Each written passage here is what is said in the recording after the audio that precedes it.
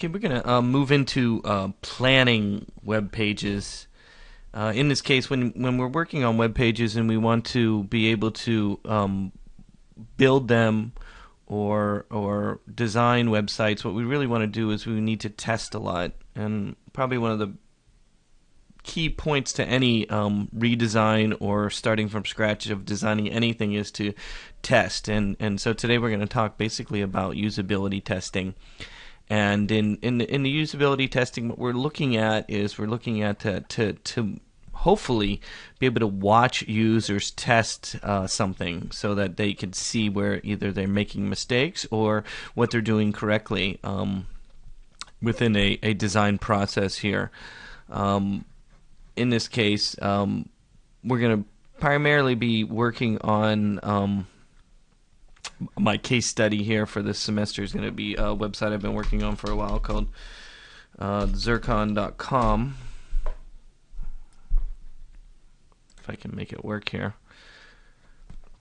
So in this case, for the past 2 years, I've been helping this company kind of analyze and work with their website. Mostly what I was doing is doing their videos and things like that. But for now, we'll be looking at the new look and design of this website. But when I first started a couple years ago, helping them, what I was looking for was I was looking to see what was working and what wasn't working on their current website. So we basically went through and did a usability testing of the existing site so that we could see what works and what wasn't working. And so this is the original site. It's still there. It was designed about 7-8 years ago, I would say. So what as far as the redesign of this site, I just started about in January to look at redesigning this. So we started by having people at the company interact with this website. So a lot of the usability testing is basically having and observing people either clicking where they go, can they find the information that you think is important. I will talk a little bit about Google Analytics and how that played a major role in here. But for right now, today's discussion is basically how we were trying to watch to see how people, even people that have never worked with the site, interact with it. And can the people find the information that they wanted to, and if they did find it, so what was working and what wasn't working. The important thing was we planned first, and what I mean by that was we had a series of questions that we would sort of ask people to do before they just started. So instead of just sitting down and say, hey, what do you like, what didn't you like, we would ask them, can you find how to change the battery of the tool? And then we would wait to see how long it would take them to do that. A lot of the testing I wasn't able to observe because of just the way the schedules worked with people. And a lot of people, I think the biggest challenge with usability testing is getting people feeling comfortable to watch them as they interact. So in the usability testing phase, and if you read the information in the book and things like that, a lot of what it is you analyzing and watching people.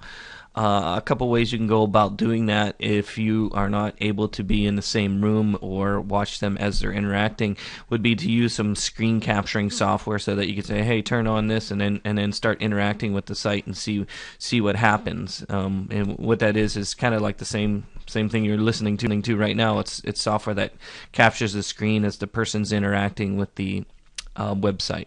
So that's one way to go about it.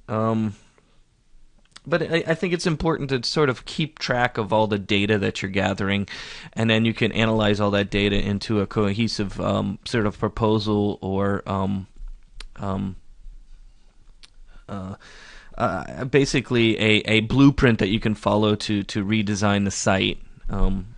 So let me go through some of the major findings that we've found with this site, and then sort of give you a list of what are some of the things that we liked and didn't like. So again, you're looking at the current study that I'm going to follow pretty much throughout this semester here will be working with the website. So it's just let me just go through some of the list of things that were told to me in the study, and then we can then look at maybe the new site. But in this case, the first one was from the industrial designer. Now, of course, the industrial designer is the person who actually interacts with and designs the products, the actual look and feel of the products. The first thing that he noticed was he didn't like the drop shadow that was on the logo. He thought, the logo should be crisp and clean as it is on the product. And what I mean by that is if you look at any of the products, you'll notice that they have just a logo that is here at the top, and there's no drop shadow. So as far as getting started with the industrial designer, the first thing he said is, let's make the logo consistent, which was a really important point to me and all of us. The other things, of course, was the first thing that people noticed was one of the questions, and of course the first thing that everybody knows is the animation. We have a flash animation that's going on right here, and they see, oh, okay, there's a edge finder, center finder. What is that? And they see the animation of the products here, and then there's another animation going on here. So there's a lot of movement that is going on in the main page right here that is kind of distracting because you don't know which one to focus in on.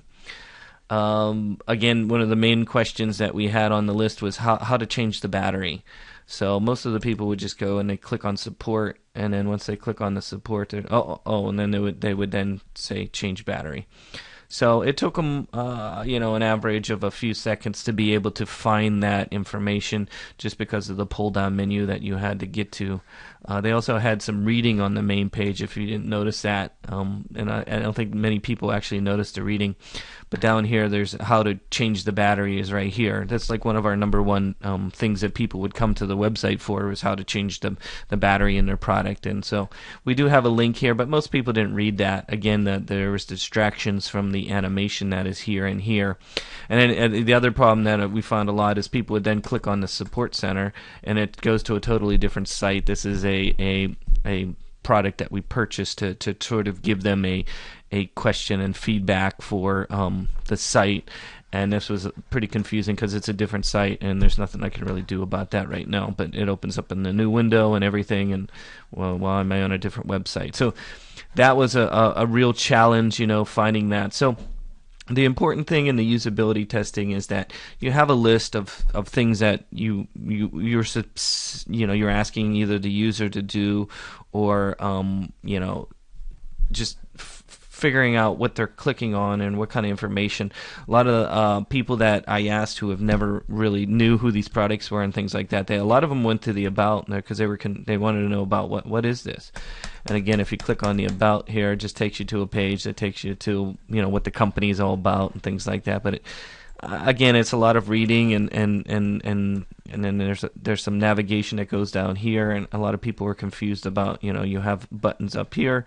Do I click here? Do I click over here? The other big challenge that we found a lot was the PDFs. People really don't like to have to sit there and read a PDF or click on it and wait, especially if you have a slow connection. So these are just things. I'm just explaining some observations that happened. There was a lot of confusion here in the contact information of people that wanted to click on a link here, and then it just goes to a mail, and you don't really have any, there's no form or anything to get you the information. So most of the people just call on the phone, because these things don't really work here, because they're just links to email, and that doesn't really work. We did add some video links in the international site up here. Again, the international site looks a lot different than the current site, so that was kind of confusing to a lot of people. Again, usability testing is more about watching people analyze. So let me just go through real quick a list of things that we found we liked and didn't like. The first thing that we didn't like is the amount of colors. Just there was way too many colors. In general, the colors of the website, there were too many different ones. So one of the comments was to streamline the colors. The other thing that we discovered was, of course, the flash here is distracting. If you're going to have some animation, in addition, it's in the flash format, which, of course, with the data, and I'll show you some of the online data that we've gathered. About 10, more than 10, like 20% of the people that come to the website are from either iPhone or iPad, and it's not going to work on their product there. None of the flash animation. Plus, the flash animation is rather large as far as file size compared to doing it with basic JavaScript and things like that. So, those were the main concerns on the first page. Of course, analyzing and streamlining the data, because a lot of people didn't really read what this was here. They just saw the animation and just started clicking on things. The other major thing was the amount of clicks that it took to get to the information. Like if I wanted to learn about the i520, which was one of our tools, usually you had to click on tools and then find out which is it, Edge Finder or Center Finder. It's a Center Finder, and I go here and then you see a list, and then you say, okay, well, here's the i520.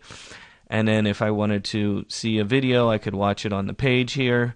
If I wanted more information, I'd have to click a PDF to read the instructions and things like that. So there was a couple, it looked like a couple layers down that we wanted to try and streamline, that a lot of people indicated when we did the usability testing is a little bit deep. And what I mean by deep is having the people to have to click multiple times.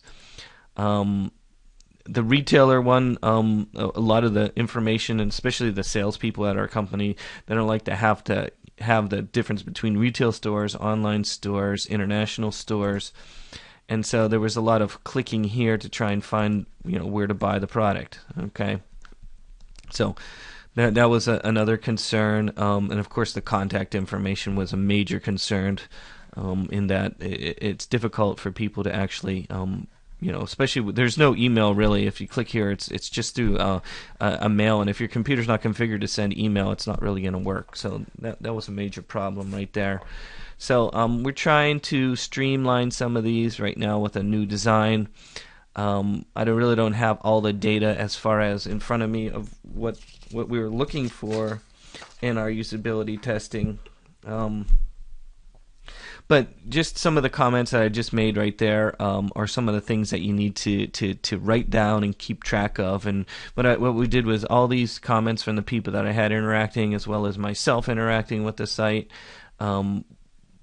We listed it all, put it onto a whiteboard, and we followed that as a blueprint. And I think I have a photograph of that list, and I'll try and post it on the website. But usability testing is about testing.